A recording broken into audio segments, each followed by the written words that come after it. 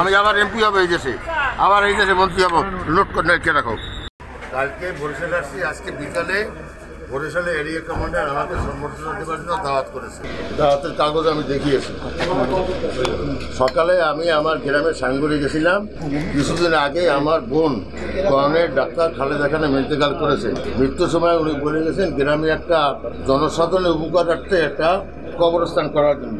আমি সেই কবরস্থানের জায়গা জমি মেপে যারা কাজ করবে তা দেখিয়ে আসবো, এই আমার উদ্দেশ্য। জালুকাঠি বেরোয় উত্তর বেঙ্গি আসার সময় 50-60টা লোক কাটা বন্দুক, রাইফেল, পিস্তল, রামদা, দাও, লাঠি ছোটা নিয়ে আমার হতাশ করতে হামলা করে। আমার গাড়ি ভেঙে চলে পড়ে। গাড়ির স্পিডটা রেখে আমার রক্তাক্ত হই। আমার ড্রাইভার আহত হয়, আমার ক্লার্ক ছিল হাইকোর্টের, সেও আহত হয়। তো আমি ওইখান থেকে ঘুরে থানায় আসলাম। থানায় আসে উদ্ধার করতে পরে যে কালকে রাত্রে আমার নামে নাকি একটা কাঠাইলে মামলা হয়েছে।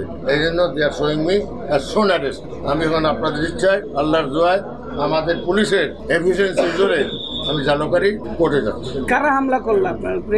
নাম আমি দিয়েছি। কারা? আমি যাদেরকে চিনেছি। দীর্ঘদিন বিএনপির সাথে জড়িত ছিলেন, হঠাৎ বাদ দেন। আচ্ছা, nothing to do with politics. আপনার স্বাধীনতা আছে, আজকে জামাত করবেন, কালকে করবেন হাত পাখা। Fundamental right. আসামির হইলে মনিরুজ্জামান মেম্বার মনির, তার ভাই নাজমুল, তার ভাই এনাম, তার ভাই আজিজুল, তাদের বাবা হইল আবু বকর, সৈয়দ আবু বকর। আরও সাখাওয়াত হোসেন রাফি, রফিকুল ইসলাম মির্জা, টুকু পেংরি, সুমন পেংরি, রতন যোগী রাজাপুর, পলাশ মুরাজি রাজাপুর। এদের কি কোনো দলীয় পরিচয় আছে, কোনো রাজনৈতিক? তা আমি যাই না।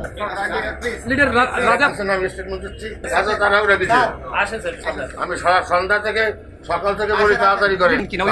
একটা মামলা থানায় গেছিল, ওসি সাহেব বাকুয়াস মামলা দেখে মামলা ফেলে দিয়েছে। তারপরে গেছে জালুকাঠি কোর্টে। জালুকাঠি কোর্ট বসে তদন্ত করে যদি এভিডেন্স পাওয়া যায় তাহলে মামলা নেবা। তদন্ত করে গত 2 মাসে কোনো মামলা হয় নাই। কালকে আমি বরিশালে আসছি, আজকে রাত্রে তোরা মামলা দিয়েছি। আমি freedom fighter, I am a বীরত্তম, I give a damn to this thing. এগুলো কোনো ঘটনা কি আমাদের জীবনে?